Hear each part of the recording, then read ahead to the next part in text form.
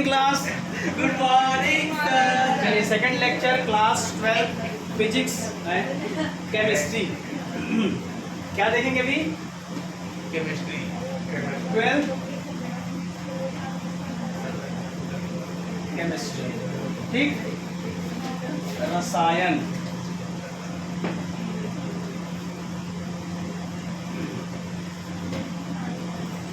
आज हम लोग देखेंगे क्रिस्टलों में दोष। ठीक है, क्या देखेंगे? क्रिस्टलों में दोष। क्रिस्टलों में दोष, ठीक है। Defects of crystalline, defects of crystalline या क्रिस्टल्स। चलिए ध्यान दीजिए इधर। तो डिफेक्ट्स ऑफ क्रिस्टलाइन में जानने से पहले थोड़ा पिछला वाला याद कर लेते हैं। पिछले वाले में हम लोग पैकिंग फ्रैक्शन तक देख लिए थे। पैकिंग फ्रैक्शन में कौन जिम्मेदार था, कौन जिम्मेदार नहीं था, सब जान रहे हो, ठीक है। वॉइड्स देखे थे। सपोज ये हमारा क्या है, एटम है। गोले को बहुत आराम से बनाया जाता है, नहीं तो रिक्तियाज नहीं मिलता है, ठीक है। ये आज ठीक बना है। चलिए ध्यान दीजिए इधर। इस चैप्टर में हम लोग क्रिस्टल का वो देख रहे थे, ठीक है। क्रिस्टल का पैकिंग कैसे होगा, तो पैकिंग के लिए मैं बहुत बार उस चीज को हाईलाइट किया हूँ कि पैकिंग के लिए जिम्मेदार कौन है? माइनस। माइनस को क्या बोलते हैं? NiON, एनायन, ठीक। फिजिक्स में जैसे प्लस और माइनस को हम दूसरे तरीके से जानते हैं, केमिस्ट्री में आप एनायन और केटायन बोलेंगे। क्या बोलेंगे? एनायन और केटायन। ये क्या हो जाएगा? KATION, ठीक है। इसको हिंदी में यही बोलते हैं, है ना, एनायन, एनायन, कैटायन, कैटायन, ठीक। Packing fraction PF, packing fraction PF। तो पहले इसको देखते हैं, कितने एटम हैं? 3, ठीक। ये 2D है कि 3D है? 2D। क्या है ये 2D है जो कि ये ऐसा नहीं है, ठीक है। इसका हम लोग सिस्टमेटिक रीअरेंजमेंट देख लिए हैं। एक एटम के नीचे दूसरा एटम, दूसरे एटम के नीचे तीसरा एटम। फिर इसके लेफ्ट और राइट जाके देखें कि लेफ्ट और राइट में रखेंगे तो सीधा सीधा जाएगा, और उसके नीचे रखते जाएंगे तो इसको बोलते हैं 2D। 2D में हम दो प्रकार का पढ़े हैं, एक वर्गाकार और एक षष्ठफलक। वर्गाकार जैसे कि एक एटम 4 एटम से घिरा हुआ है, एक एटम 4 एटम से घिरा हुआ है, तो उसको बोलते हैं 2D में क्या? वर्गाकार। इसी को हम लोग षष्ठफलक में देखें, एक एटम कितने से घिरा होगा? कितने एटम से? 6, ठीक। उसके बाद आता है वॉइड्स। क्या होता है? वॉइड को बोलते हैं रिक्तियां। क्या बोलते हैं? रिक्तियां। तो ये जो खाली जगह रहता है, ये जो खाली जगह है, ये वाला, इसको क्या बोलते हैं? हमारा रिक्तियां। ये क्या है मेरा? रिक्तियां। ये क्या है? रिक्तियां। एक हिंदी नाम और एक इंग्लिश नाम। रिक्तियों को इसको और अच्छे से जान लो एक बार। ये जो बड़ा होता है वो क्या साइन कौन सा होगा? माइनस, ठीक। रिक्तियों में कौन सा साइन होता है? प्लस। एनायन, जो एटम बड़ा है उसका जो साइन है वो माइनस। कैटायन का साइज कैसा रहेगा? छोटा। कैटायन का साइज कैसा रहेगा? छोटा। और जहाँ बस खाली जगह मिला हुआ है, इसी को क्या बोलते हैं? रिक्तियां। या इसी रिक्तियों को आप बोल सकते हो प्लस। क्या बोल सकते हो? प्लस। ऐसे बनाओ, ठीक। ऐसे बनाने के बाद क्या करोगे? ये जो है ये प्लस है, ये क्या है? हमारा पॉजिटिव है। भाई कोई भी एटम्स एक दूसरे को बांध के कैसे रखेगा? कौन बांध के रखेगा? यही एनायन, इसको ध्यान रखो, ठीक है। रिक्तियां हम लोग कितने टाइप से पढ़े हैं? एक तो टेट्राहेड्रल वॉइड, एक पढ़े हैं ऑक्टाहेड्रल वॉइड, ठीक है। नया नया शब्द है, इसको बोलते हैं चतुष्फलकीय रिक्तियां, इसको बोलते हैं अष्टफलकीय रिक्तियां। चतुष्फलकी में क्या होता है? ये अब चलेगा 3D में। 3D में कैसे चलेगा? इसका सेंटर, इसका सेंटर, इसका सेंटर, तीनों के सेंटर को क्या करेंगे? मिला देंगे। अब बन गया क्या हमारा 3D। मतलब एक एटम, दूसरा एटम, तीसरा एटम।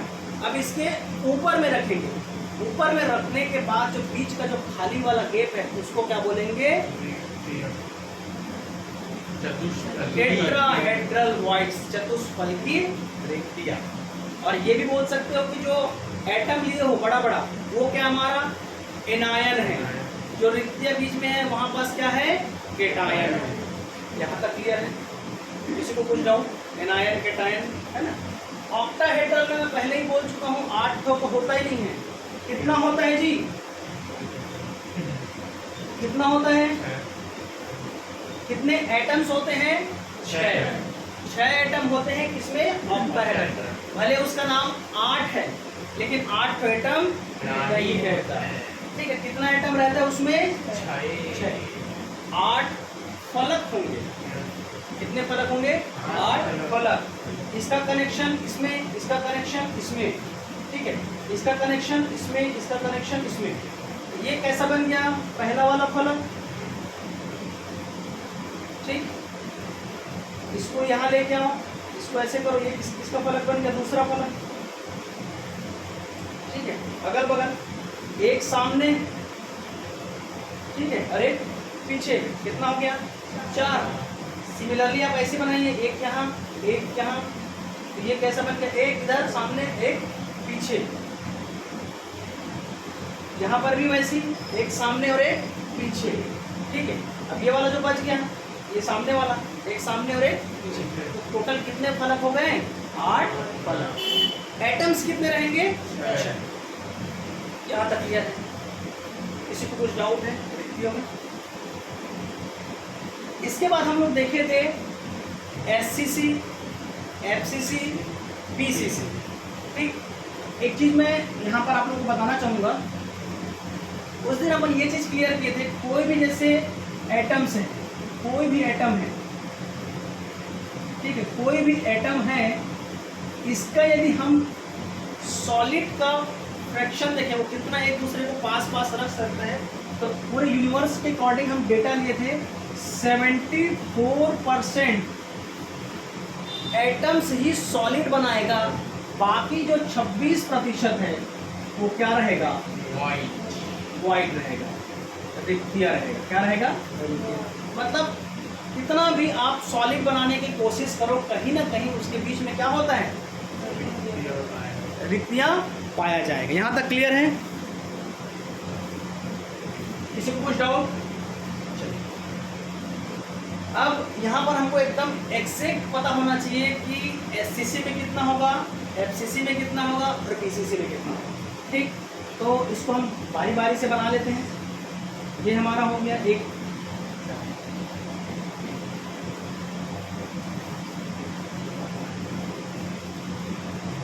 ठीक, बहुत सुंदर दिख रहा है।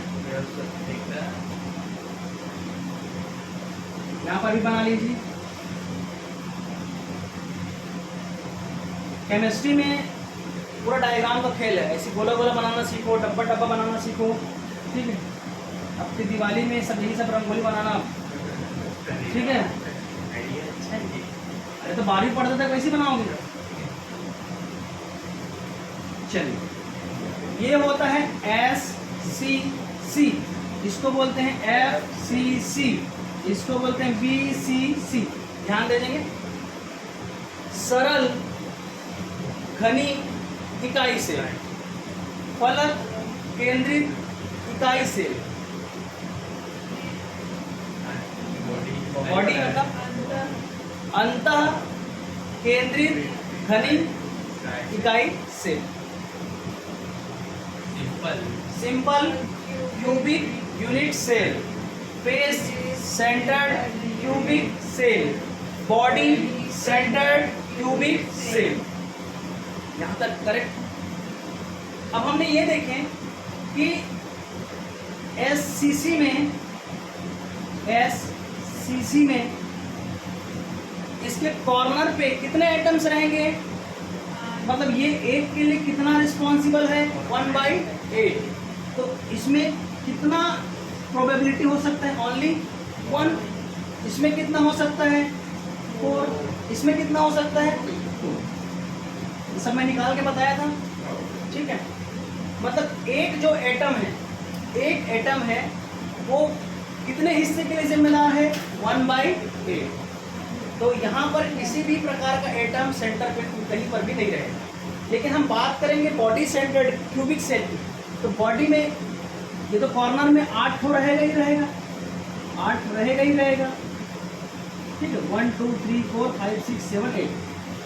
लेकिन फेस की बात कर रहे हैं, आप इस टाइप से क्यूब देखोगे तो फेस कितने होते हैं 6 होंगे। तो ये ऊपर वाला, ये नीचे वाला, ये इधर वाला और ये इधर वाला, ये सामने और ये 6 फेस 6 में बिंदी, ठीक है। यहाँ पर क्या होगा 8 तो 1/8 के लिए रिस्पॉन्सिबल रहेगा, ठीक है। लेकिन बॉडी इसके सेंटर में कितने एटम रहेंगे, केवल और केवल, यहाँ तक सब पढ़ लिए। इसके आगे का ये है कि ये वाला सेल कितने बॉन्ड के साथ जुड़े रहेंगे, कितने अच्छे से ठोस को बनाएंगे। अब ठोस को बनाने के लिए मैं आप लोगों को घनत्व वाला पढ़ाया था। जितना ज्यादा घनत्व उतना ही ज्यादा क्रिस्टल ठोस मिलेगा।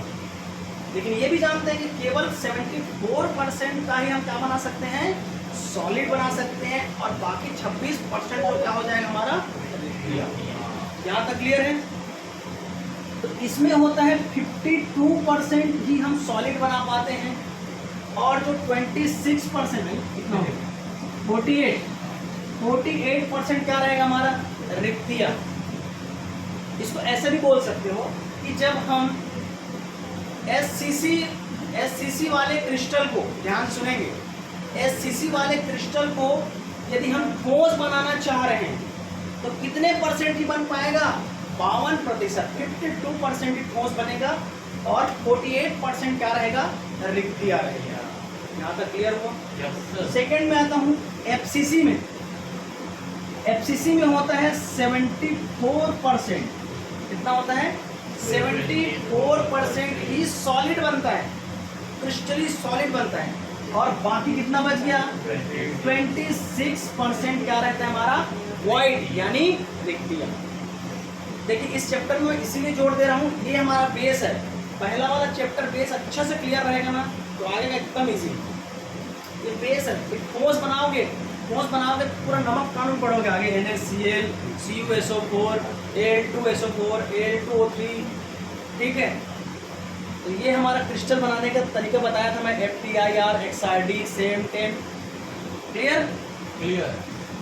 कितने परसेंट सॉलिड बनेगा एफसीसी में, ये कंपटीशन का भी पार्ट है। डायरेक्ट क्वेश्चन पूछेगा, फलक केंद्रित में कितने परसेंट आप सॉलिड बना सकते हो, 74। कितने परसेंट वाइट बना सकते हो, 26। ये नहीं दिया रहेगा तो भी आप निकाल लेना ना। कोई भी चीज़ अपने आप में 100% होता है, इसको ध्यान रखो। कोई भी चीज़ अपने आप में 100% होता है। तुम लोग 12वीं पढ़ रहे हो, अपने आप में भी 100% हो। अब कितना प्रतिशत आएगा 12वीं के बाद पता चलेगा, ठीक है। चलिए बीसीसी में होता है 68%। ठीक, कितना होता है 68% ही हम सॉलिड बना सकते हैं। कितना परसेंट बच गया 32% हमारा क्या रहेगा, वॉइड्स यानी यहाँ तक क्लियर है।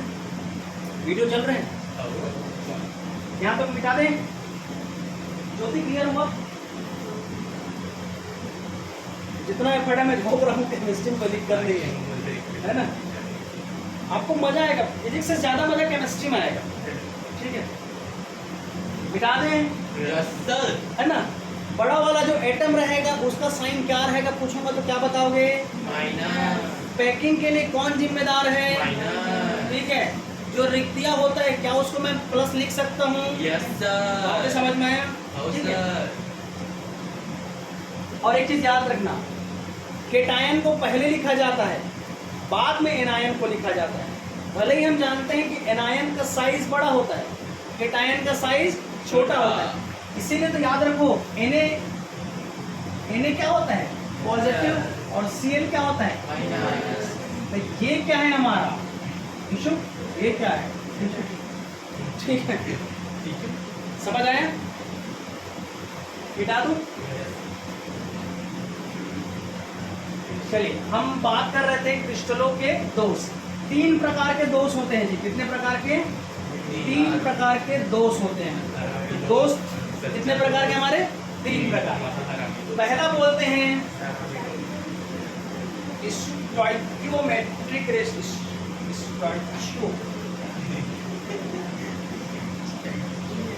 Metric defect.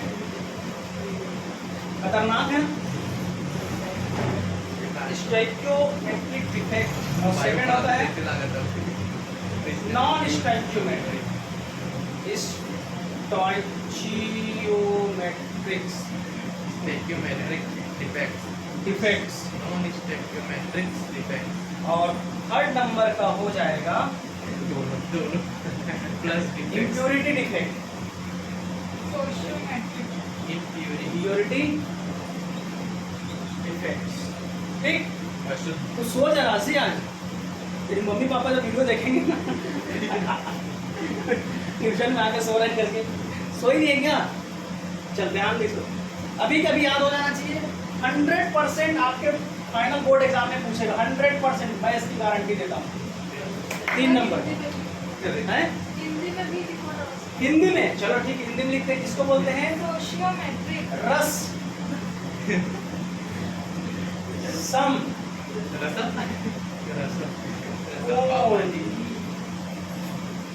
रस समकोण मिति। इसको क्या बोलते हैं? रस समकोण मिति दोष। ठीक है, रस समकोण मिति। खतरनाक नाम है ना हिंदी में। इसको बोलते हैं अरस। अरस समकोण मिति दोस्त। ठीक है, रस समकोण मिति दोस्त और अरस समकोण मिति दोस्त। और इसको क्या बोलते हैं? इम्प्यूरिटी, अशुद्धि दोष। अशुद्धि दोष। चलिए, तीनों याद हुआ। अब थोड़ा समझते हैं कि क्रिस्टलों में दोष का क्या कारण है ना? तो इसमें दोष को इस तरह से बताया गया, डिफेक्ट्स को इस तरह से किया गया है कि एनायन और केटायन, यदि एनायन जितने मात्रा में खाली है, यदि हम एक सॉलिड बना रहे हैं, उस सॉलिड में जितने मात्रा में, जितने अमाउंट में यदि पॉजिटिव गायब है, पॉजिटिव तो नहीं बोल सकते यहाँ पर, केटायन और एनायन शब्द यूज करना पड़ेगा। जितने अमाउंट में एनायन एब्सेंट है, उतने ही अमाउंट में केटायन भी गायब होना चाहिए। ठीक है, मतलब आप बोल सकते हो कि जो हमारा इस प्रकार का दोष है, ए हमें क्रिस्टल लिए, ए प्लस में है और इक्वल होना चाहिए बी क्या होना चाहिए? माइनस। उतने ही अमाउंट में एनायन एब्सेंट होना चाहिए, उतने ही अमाउंट में केटायन एब्सेंट होना चाहिए। तो इस प्रकार जो होता है इम्प्योरिटी को बताने के लिए हम क्रिस्टली दोष का उपयोग करते हैं। यहाँ पर पूरा खेल एनायन और केटायन है। मोटा माटी सीधा इसमें क्या है, तो दोष क्या होगा कि जितने अमाउंट में केटायन प्रेजेंट या एब्सेंट रहेंगे, एब्सेंट की बात करेंगे, जितने अमाउंट में केटायन एब्सेंट रहेंगे, उतने ही अमाउंट में एनायन एब्सेंट रहेंगे। ठीक है, तो उस प्रकार के दोष को क्या बोलेंगे? Stoichiometric ratio. ठीक है, जैसे मान के चलो, थोड़ा एग्जांपल से समझते हैं। Na और Cl, मान के चलो इसका रेशियो 1:1 है। कितना है? 1:1। या फिर फेरस ऑक्साइड का ले लो। ठीक है, इसका भी मान के चलो 1:1 है। ठीक है, 1:1, मतलब इतने अमाउंट में एनायन और इतने अमाउंट में कैटायन यदि एब्सेंट है तो उसको क्या बोलेंगे, स्टोइकियोमेट्रिक रेशियो। ठीक है, लेकिन कई बार क्या होता है कि इसको इतना अमाउंट में ना करके, सब फेरस का होता है 0.4% और रेशियो होता है 1%। मतलब एक्सपेरिमेंटली जब इसको परफॉर्म किया गया फेरस ऑक्साइड का तो हमको इस अमाउंट में मिला है, तो ये 1 के इक्वल नहीं है, ये 1 के इक्वल नहीं है, ये 94% ही आया। तो 94% आने से हम ये क्लियर हो गए कि जितने मात्रा में एनायन प्रेजेंट थे उतने ही मात्रा में कैटायन प्रेजेंट नहीं है। अच्छा, मैं पहले ये भी बोल चुका हूँ, पहले जो लिखा जाता है वो कैटायन को लिखा जाता है, बाद में जो लिखा जाता है वो एनायन होता है। तो जितने मात्रा में पॉजिटिव चार्ज उसमें एब्सेंट रहेंगे उतने ही मात्रा में एनायन यानी नेगेटिव भी एब्सेंट रहना चाहिए। तो इस प्रकार के डिफेक्ट्स को हम बोलते हैं क्या, स्टोइकियोमेट्रिक रेशियो। पहले इसको समझ लें, इतना तो समझ गए दोष वाले कारण में क्या हो रहा है कि जितने रेशियो में होना चाहिए उतना ही होना चाहिए। ठीक है, एक एग्जांपल से समझते हैं। NaCl का बनाओगे, ए बी करके बनाओ, आप लोग बताओ। है जैसे Na का बनाता हूँ, Na plus Cl minus, Na plus Cl minus, Na plus Cl minus. ठीक है, Na प्लस मतलब Cl minus Na plus Cl minus Na plus. ठीक है, इसको गायब कर, ये क्या हो जाएगा, Cl minus Na plus, Na plus Cl minus, Na plus Cl minus. ठीक है, Na प्लस और Cl माइनस, ठीक, Cl minus Na plus, Cl minus Na plus, Cl minus और Na प्लस। चलिए देखिए, ये सिस्टमेटिक अरेंजमेंट हो रहा है। सिस्टमेटिक अरेंजमेंट हो रहा है मतलब हम क्या बोल सकते हैं, क्रिस्टल के टाइप्स पढ़े हैं, सॉलिड के टाइप्स पढ़े हैं, crystalline solid and amorphous solid. क्रिस्टली ठोस और अक्रिस्टली ठोस। लोहा भी ठोस है, रबड़ भी ठोस है। लोहा किसका प्रकार है, क्रिस्टलाइन ठोस का। रबड़ किसका टाइप से है, अक्रिस्टली। ठीक, हम ये चीज जानते हैं कि एक सिस्टमेटिक यदि कोई चीज बन रहा है, एकदम हर एक की दूरी समान है, बराबर चल रहा है, गलनांक बराबर, ये सब चीज करेंगे तो हम क्या बोल सकते हैं, क्रिस्टली है, क्रिस्टली ठोस है। ये क्रिस्टली ठोस है बराबर।